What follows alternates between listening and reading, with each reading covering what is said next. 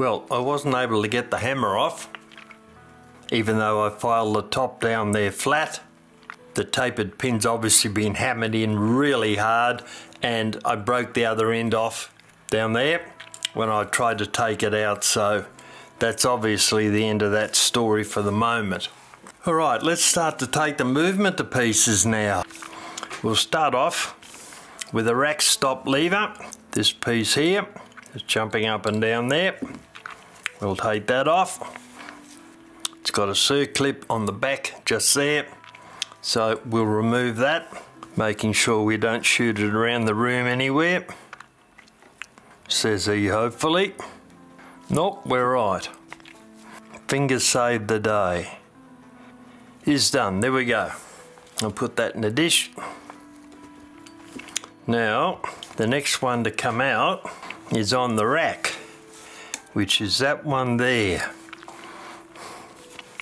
So I'll have to turn it round because it's pointed in the wrong direction. It'll catch on that arm there. Alright, there we go. Once again, being careful not to lose it. Put the pliers on the post and on the end of the circlip, and squeeze them together. There we go. Take the circlip off, put him in our dish. They're the same size, so we don't have to differentiate those. Now we can take the rack off. It should just slide out. There we go. That's the rack.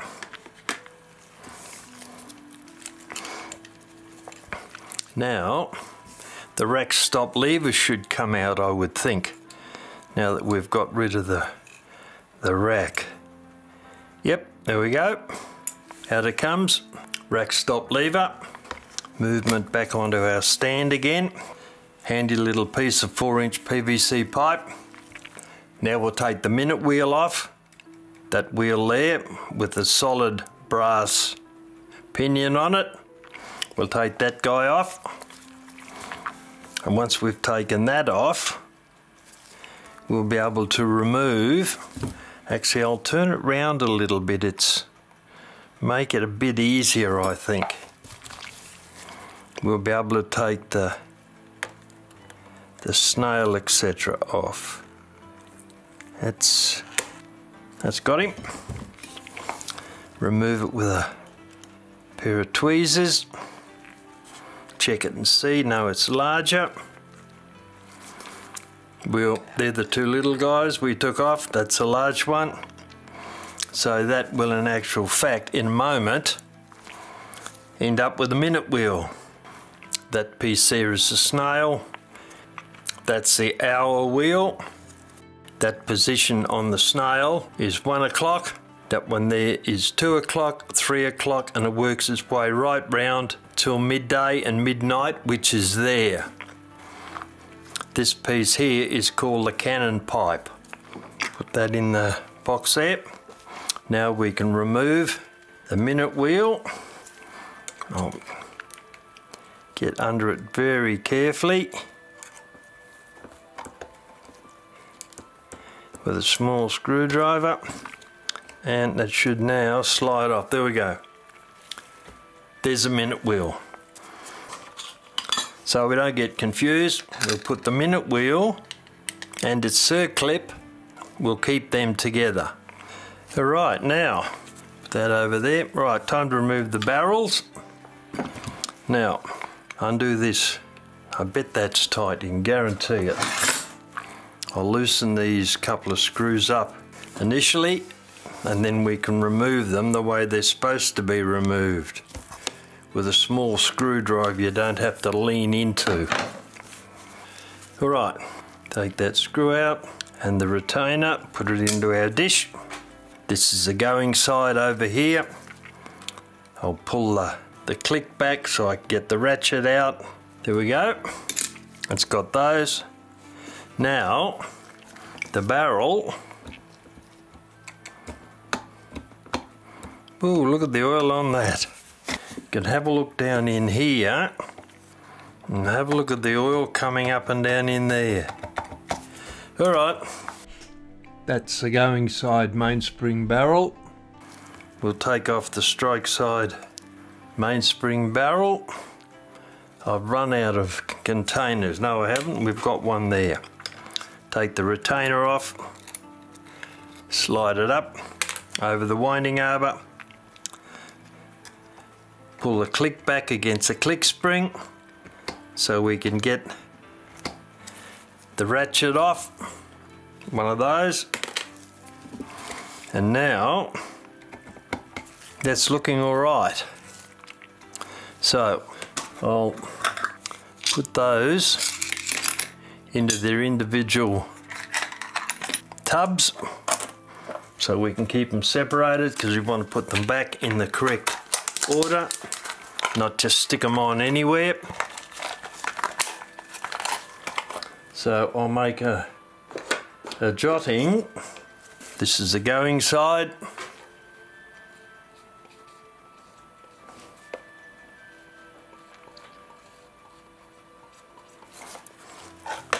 And we'll record the other one too, the strike side, once the lid's on properly.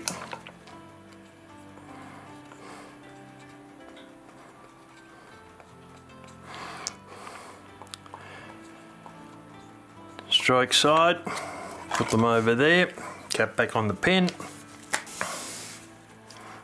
Now we've freed up some dishes now. Handy little things these. Little aluminium dishes, come from Cousins. I think they're about $1 each or something other like that, but they're very handy to have. Alright, what are we up to? That'll stay there. The strike side mainspring barrels come out, complete with substantial amount of oil on it. Right, I'll put that over there. I don't know if the going side mainspring barrel is prepared to move yet. It seems to be caught by the winding arbor, I reckon. Alright, we'll take that out later, not a problem. Now, we want, I reckon, about a 6mm spanner. And I reckon right. Good grief. Why don't we just try to strip some threads while we take those off? Loosen them up. Dear oh dear. Makes you wonder whether people who think they know what they're doing with the clocks originally took a Charles Atlas course or something, trying to flex their muscles and at the same time causing problems with the clock movement. Things being tightened down so incredibly tightly. Alright, run this one off. Then the top two.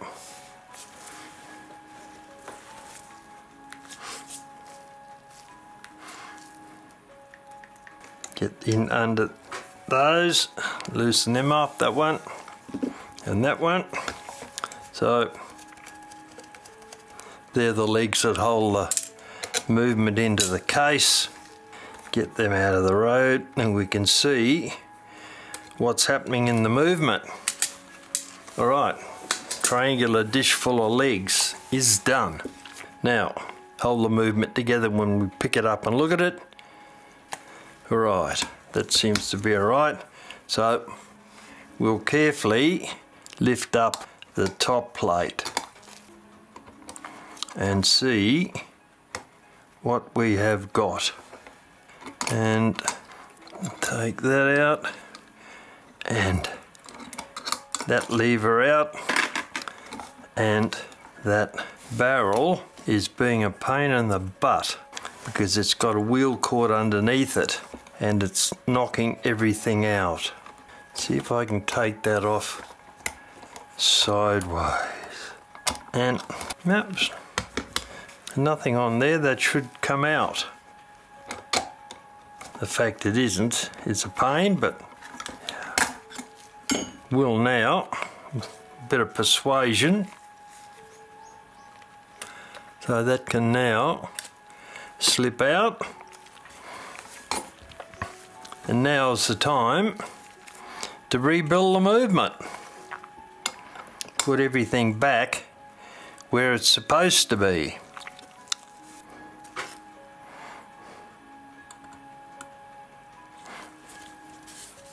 Warning wheel. And that's the escape wheel, which I would say would go there. That one. Pop that guy back in there. Right, after all that drama, that's what we got. I'll put that aside for the moment. We'll look at what we've got here.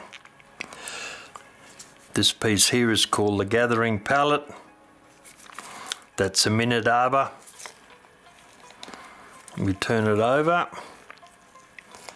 That's a spring to put a little bit of positive pressure on the hammer. And the bushings are pretty dirty, and some of them don't look particularly round. Alright, we'll clean those up in a moment, and we'll put them into the ultrasonic cleaner, and then we'll be able to see exactly what we've got to work with. That one there looks a bit suspicious, so we'll check those before we put them into the cleaner. Put that aside. Now what do we got here? Alright, that's a correct orientation for that. And they look in pretty good nick actually. They don't seem to be dirty other than that some excess oil on it. However, we'll put them through the cleaner to make sure, because we've got to clean out those bushings. They look pretty ghastly.